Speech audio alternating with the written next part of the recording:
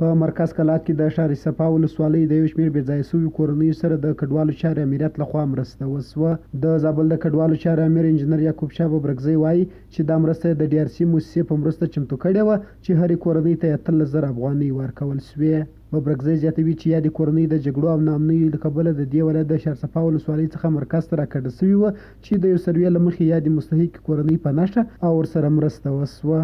چې موږ د مهاجرینو د امریت په چوکاټ کې د هغه 1300 داخلي بېځایه شویو کورنیو سره چې د ترنک جلدک ولسوالۍ څخه مرکز کلات ته د مختلفو لاملونو له امله چې عمده مشکل یې ناامني وه، مرکز کلات ته راغلي وو. موږ د ښار صفا ولسوالۍ بېځایه شوي مو پیدا کړه، د هغوی سروې مو وکړله چې د هغوی په نتیجه کې 14 مستحقې کورنۍ موږ سروې کړلې چې نن تاسې د ثانیې شهیدان واست. هرې کورنۍ ته موږ 18,000 افغانۍ کومک وکړي. بل لوري مرسته شوي کسان پر مرستو خوښي ښیي او وایي چې مرسته شوې پیسې به یې تر یو بریده ستونزې حل کړي، خو زیاتوي چې د جګړو او ناامنیو له امله دلته مرکز کلات ته راکډه شوي چې زیاتو مرستو ته اړتیا لري.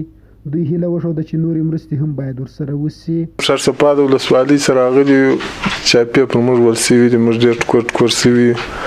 د دغه مهاجرینو د ریاست څخه موږ ډېره مننه چې موږ سره کومکونه وکړه، باید موږ سره نور کومکونه هم وشي. د موږ سره 13,000 افغانۍ پر کور باندې مرسته وکړه.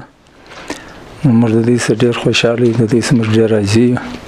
موږ په دا ژمي باندې راوتلي د خپلو کورو څخه، کورونه مو ډېر ورې پاتې دي، لږ د وطاق په شکل باندې شی موږ راوړی دی. نو زموږ ډېر خلک نور هم بې مرستو پاتې دي. د دې کورنۍ سره په داسې حال کې نقدي مرسته کیږي چې تر دې وړاندې هم په مرکز کلات کې د زرګونو غریبو داخلي بېځایه شویو کورنیو سره د خوراکي او غیر خوراکي توکو مرستې شوې وې.